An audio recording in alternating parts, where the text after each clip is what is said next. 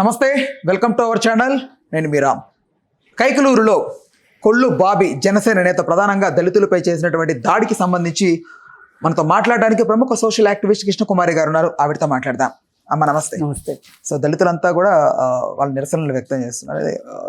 ఏదైతే వినాయకుడి నిమజ్జనానికి సంబంధించిన టైంలో వాళ్ళు అటువైపు వెళ్తుండగా ఆపినందుకు గాను ఎక్కడో గొడవ కాన్ఫ్లిక్ట్ అనేది ఏర్పడింది. దీనివల్ల వాళ్ళని ఇంటికి వెళ్ళి మరీ కొట్టారు జనసేన నేతలని వాళ్ళు ఒక పక్క వాపోతున్నారు దళితులు. సో ఓవరాల్గా ఈ అంశాన్ని గురించి మీ స్పందన ఏంటి?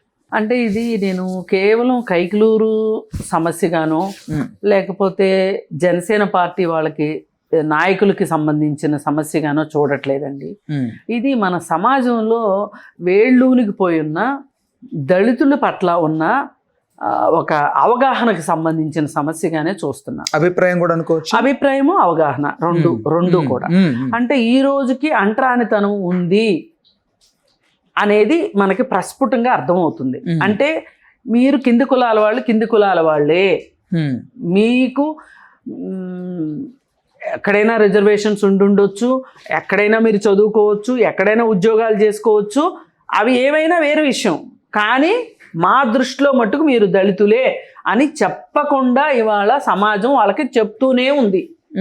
ఈ భావన పోనంత వరకు కూడా ఎన్ని రిజర్వేషన్స్ వచ్చినా, వాళ్ళు ఎంత చదువుకుని ఎంత ఉద్యోగాలు వచ్చినా, వాళ్ళ సమాజంలో వాళ్ళ పట్ల దృష్టికోణం మట్టుకు మారట్ల.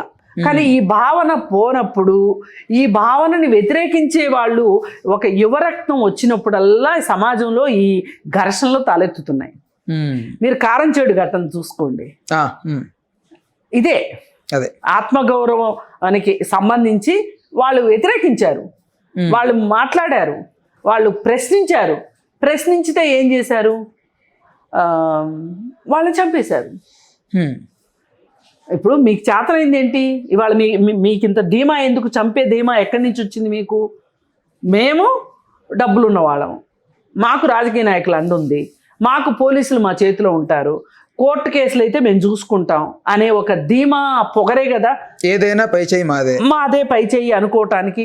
లేదు అనుకుంటే ఒక వ్యక్తిని నీలాంటి కాళ్ళు నీకులాగానే పుట్టిన ఇంకొక మనిషిని, ఇప్పుడు వాళ్ళు కూడా మనలానే ఉంటారు కదండి, అలాంటి ఒక మనలానే ఉన్న ఒక మనిషిని పట్టుకొని అతన్ని మనిషే అంటున్నారు. అతనికి ఓటు హక్కు ఉంది, అతనికి చదివిస్తే అతనికి చదువు వస్తుంది, అతనికి ఉద్యోగం వస్తుంది, ఉద్యోగం ఇస్తే ఉద్యోగం వస్తుంది చదువును బట్టి. మరి అన్నప్పుడు వాళ్ళకి మనకి ఏంటి తేడా? ఏంటి అసలు? కేవలం కులమే కదా.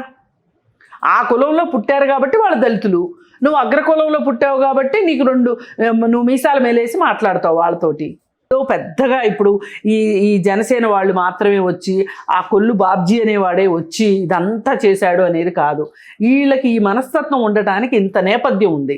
కానీ ఈరోజు ఎస్సీ ఎస్టీ అట్రాసిటీస్ చట్టాలు వచ్చిన తర్వాత, ఈ సమాజం ఇంత మారిన తర్వాత, మేము రాజ్యాంగాన్ని నమ్ముతున్నాము అని చెప్పి మీరు రాజ్యాంగం మీద ఒట్టేసే కదా, ప్రమాణం చేసే కదా మీరు పదవుల్లోకి వస్తున్నారు. వాళ్ళకి కూడా ఓటు ఉంది కదా, వాళ్ళ ఓట్లు కూడా వేయించుకునే కదా మీరు అధికారంలోకి వస్తున్నారు. మరి అలాంటప్పుడు వాళ్ళని మీరు ఈ విధంగా చేయటం ఎంతవరకు కరెక్ట్? కుల మతాలకు అతీతంగా రాగద్వేషాలు పాటించకుండా ఉండాలి అనేది చెప్తున్నారు. కానీ ఎక్కడో ఒక చోట నేను నా ముఖ్య కార్యకర్తలను కోల్పోతానేమో అనే భయం మట్టుకు పవన్ కళ్యాణ్కి ఉంది అని నాకు అనిపిస్తుంది. ఎక్కడా కూడా ఆయన కట్టడి చేయడానికి సిద్ధంగా ఉండడం, ఖండించట్లేదు, సిద్ధపడట్లేదు. మొన్నటికి మొన్న ఎందుకు ఖండించారు? ఖండిస్తున్నారు కదా. మొన్న శ్రీకాళహస్తిలో డ్రైవర్ ఇన్సిడెంట్ అప్పుడు ఖండించారు. మొన్నటికి మొన్న ఎవరో ఇది మన ఉంటది సంథింగ్ ఏదో ఒక దానికి సంబంధించి సుగాలి ప్రీతి కేసు విషయంలో వాళ్ళ ముఖ్య నాయకుడు ఎంత దారుణంగా మాట్లాడాడు. దాని మీద ఏంటండి పవన్ కళ్యాణ్ గారి స్పందన ఏంటో చెప్పండి. నీకు ఆ రోజు తెలీదా? పొలాలు తీసుకున్నప్పుడు, ఉద్యోగాలు తీసుకున్నప్పుడు అప్పుడు అసలు ఈ పవన్ కళ్యాణ్ అనేవాడు లేకపోతే అసలు ఈ సమస్య బయటకు వచ్చేదే కాదు. పవన్ కళ్యాణ్ కూడా మాట్లాడాడు. పవన్ కళ్యాణ్ ఎంత దూరం వెళ్ళి మాట్లాడాడంటే, ఆ ఏరియాలో వాళ్ళకి గవర్నమెంట్ ఇచ్చిన పొలము ఎంత ఖరీదు చేస్తుందో కూడా చెప్పాడు ఆయన. వీళ్ళ ఇంట్లో వీళ్ళ బాబు సొమ్ములు అయ్యో తీసుకొచ్చి ఇచ్చినట్టు. అది వాళ్ళకి ఎస్సీ ఎస్టీ అట్రాసిటీస్ చట్టం ప్రకారం దాని నుంచి వచ్చి ఆ ఫండింగ్ నుంచి వచ్చింది తప్పితే నువ్వు ఇప్పిస్తే రాలే. అది కూడా వచ్చింది వైసీపీ హయాంలో కదమ్మా.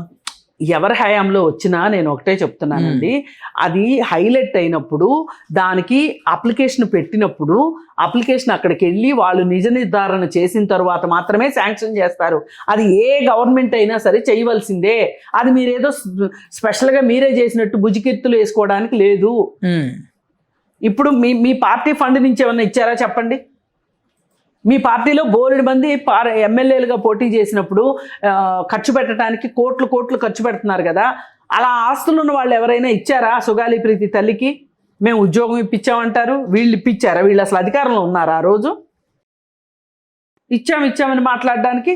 పోనీ వీళ్ళు ఏమన్నా కమ్యూనిస్ట్ పార్టీల వాళ్ళలాగా ఏమన్నా ప్రజా పోరాటాలు చేసే మనుషులా? ఆ రోజు చేశాడు కరెక్టే. కర్నూలులో 2 లక్షల మందితోటి అతను ప్రదర్శనగా వెళ్ళి నిరసన తెలియజేశాడు. పవన్ కళ్యాణ్ అసలు ఈ విషయాన్ని బయటికి తీసుకురాలేదని నేను చెప్పట్లేదు, కానీ తీసుకొచ్చాడు కరెక్టే. కానీ ఆయన చెప్పింది ఏంటి? ఇంకా ఇవన్నీ ఈ కాంపెన్సేషన్స్ ఇవన్నీ రావడం ఒక భాగం మాత్రమే. ఇవి ఇచ్చేసేసి మేము అత్యాచారాలు చేసేస్తామంటే కుదురుద్దా? ఇది ఒక భాగం మాత్రమే. అసలు కేసు ముందుంది. అసలు కేసు తేలాలి, నిందితులు ఎవరో తేలాలి, వాళ్ళకి శిక్ష పడాలి. అప్పుడు మాత్రమే ఈ కేసుకి న్యాయం జరిగినట్టు. ఇప్పుడు ఇది ఎస్సీ కమిషన్ చేసింది. వాళ్ళకి జరగాల్సిన న్యాయం ఎస్సీ కమిషన్ చేసింది. ప్రభుత్వంగా మీరేం చేస్తున్నారు? అప్పుడంటే నువ్వేమి చేయలేవు, ఎందుకంటే ప్రతిపక్షంలో ఉన్నావు, అసలు నువ్వు అధికారంలో లేవు కాబట్టి. ఇప్పుడు నువ్వు అధికారంలోకి వచ్చావు, వచ్చిన తర్వాత నువ్వు ఎందుకు మాట్లాడలేదు? మొదటగా మాట్లాడేది ఈ కేసే అని చెప్పావు, ఎందుకు మాట్లాడలేదని ఆ తల్లి నిలదీస్తుంది. నీ వెనక ఎవరున్నారు వైసీపీ వాళ్ళు అని మాట్లాడాడు ఆ నాయకుడిని కొంచెం అదుపులో పెట్టాల్సిన అవసరం పవన్ కళ్యాణ్కి ఉందా లేదా? ఇప్పుడు ఈ కైక్లూరు విషయంలో కూడా ఈ కొల్లు బాబ్జీ అనే అతన్ని అదుపులో పెట్టాలి. నాయకుడు అంటే అర్థం అదే. నీకు జిందాబాద్ కొట్టినంత మాత్రం నాడు ఎన్ని ఏదో పనులు చేసినా కుదురుద్దంటే కుదరదు కదా. అండ్ ఎప్పటికప్పుడు వాళ్ళ నేతలకు సంబంధించి ఏదైనా మిస్టేక్స్ ఉంటే నియంత్రిస్తూనే ఉన్నారు, సస్పెండ్ చేస్తున్నారు. మరి అట్లా కాదండి, నా ఉద్దేశంలో ఇలా మాట్లాడనివ్వకూడదు. ఇలా మాట్లాడే మనస్తత్వం ఉన్న వాళ్ళని మొదల నుంచి కంట్రోల్లో పెట్టుకోవాలి. లేదు అనుకుంటే మాట్లాడిన తర్వాత అయినా కంట్రోల్లో పెట్టాలి.